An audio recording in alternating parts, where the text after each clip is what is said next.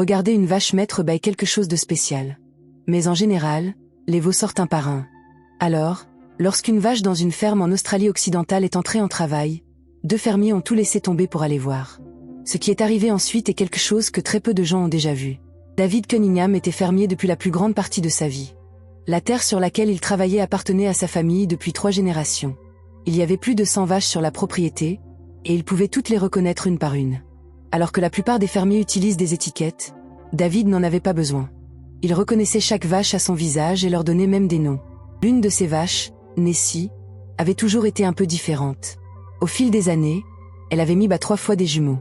David n'avait vu des jumeaux que quelques fois dans sa vie, et c'était censé être rare, environ une naissance sur 100. Mais Nessie continuait de prouver le contraire. La première fois qu'elle a eu des jumeaux, David était ravi. La deuxième fois, c'était déjà moins surprenant. À la troisième, il s'est dit qu'elle avait simplement un don pour ça. Pourtant, rien ne l'aurait préparé à ce qui allait arriver ensuite.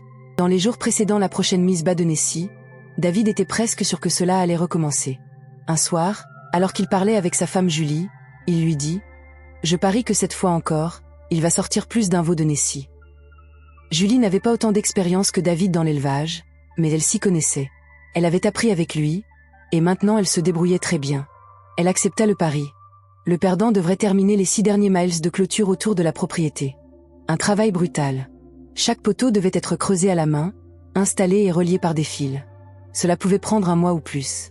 David fit semblant d'hésiter. « D'accord, » dit-il, en jouant le doute. Mais en serrant la main, il ne pouvait s'empêcher de sourire. Julie le regarda de travers, déjà en train de se demander s'il ne préparait pas quelque chose. Le lendemain matin commença normalement. Nessie était dans son enclos, en train de se reposer avant la naissance. David s'approcha et lui caressa doucement la tête. Elle se blottit contre sa main. « Bonjour Nessie. Tu es prête à nous faire encore des jumeaux aujourd'hui ?» dit-il en riant. Elle donna un léger signe et s'éloigna lentement vers le fond de la clôture. Elle avait l'air fatiguée, ce qui était normal. Porteur un veau est déjà difficile, alors des jumeaux encore plus. David remplit sa mangeoire avec un mélange de maïs, d'avoine et d'herbe avant de partir faire ses tâches du matin. Il nourrit les poules, ramassa les œufs et cueillit quelques légumes dans le jardin. Il ne s'absenta pas longtemps, peut-être 1 heure au maximum. Mais pendant ce court moment, tout avait changé. Il regarda dans l'enclos de Nessie et s'arrêta net. Elle était recroquevillée dans un coin, agitée et clairement mal à l'aise. David reconnut immédiatement ce regard. Elle était en train de mettre bas. Sans perdre une seconde, il courut vers la remise pour prendre tout ce dont il pourrait avoir besoin. Un seau, une corde, du désinfectant, et il ouvrit la barrière au cas où. La plupart des vaches mettent bas seules, mais parfois elles ont besoin d'un peu d'aide. David avait fait ça tellement de fois que c'était devenu presque automatique, comme si c'était le médecin de la ferme. Quand il revint, Nessie était déjà couchée sur le côté. C'était normal. Les vaches prennent souvent cette position pour commencer à pousser. Mais tout allait beaucoup plus vite que d'habitude. Julie avait vu l'agitation depuis la fenêtre et était sortie pour aider, mais surtout pour voir si elle avait gagné le pari. « Tu vas me devoir 6 miles de clôture, chérie », plaisanta-t-elle avec un sourire. Et s'ils avaient su ce qui allait se passer, ils n'auraient pas été aussi détendus. David se pencha pour regarder de plus près. Il vit 2 petites pattes qui commençaient à apparaître, sortant lentement. C'était bon signe. Le veau arrivait, et étonnamment vite. Puis une petite tête apparut. En 20 minutes, un petit veau tomba doucement sur l'herbe et commença à ramper. « Voilà, un premier », cria David fièrement. Il se recula ensuite pour observer ce qui allait suivre. Julie rit de sa confiance, mais son sourire disparut vite, remplacé par la surprise. Un autre veau arrivait. Celui-ci prit un peu plus de temps, mais David ne s'inquiétait pas. « J'ai gagné. Encore des jumeaux, Julie.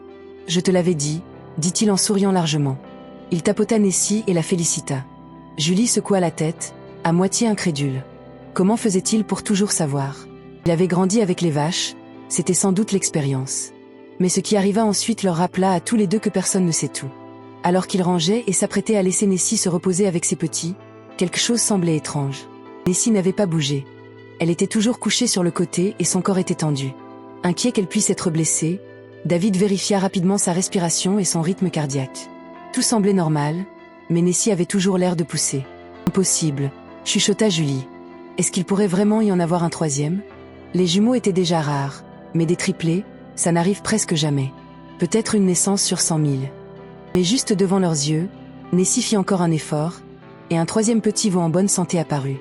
Alors que Julie et David finissaient de nettoyer, pensant que tout était terminé, leur cœur faillit s'arrêter. Il y en avait encore un quatrième qui arrivait. Après cette dernière surprise, Nessie était épuisée. Elle se leva lentement après près de 4 heures éprouvantes et put enfin rencontrer ses bébés correctement. Elle les lécha doucement, se blottit contre eux et s'assura que chacun se sente en sécurité près d'elle. Julie et David restèrent un moment complètement stupéfaits. Puis ils se mirent rapidement au travail. Ils savaient ce qu'il fallait faire, et il fallait agir vite. Ils séparèrent soigneusement 3 dévots de Nessie. Cela peut sembler dur pour quelqu'un qui n'a jamais travaillé à la ferme, mais ils savaient que c'était la meilleure façon de leur donner une vraie chance de survivre. Les vaches ne peuvent généralement pas s'occuper de plus d'un veau à la fois, et les 3 autres avaient besoin d'aide. Les petits criaient lorsqu'on les emportait, mais David les plaça doucement dans une grange séparée avec de l'herbe fraîche, de l'eau propre et des biberons de lait. À partir de ce moment-là, il serait leur soigneur. Pendant ce temps, Nessie resta avec le 4e veau. C'était une femelle qui marchait déjà en titubant près de sa mère. Après avoir été longtemps serrée contre ses 3 frères et sœurs, elle avait enfin de l'espace pour s'étirer et explorer. Les naissances de vaches sont risquées, surtout lorsqu'il y a plusieurs veaux. Les chances que quelque chose tourne mal augmentent avec chaque bébé supplémentaire. C'est pourquoi David resta proche des veaux séparés, en les surveillant attentivement. Heureusement, ils avaient pris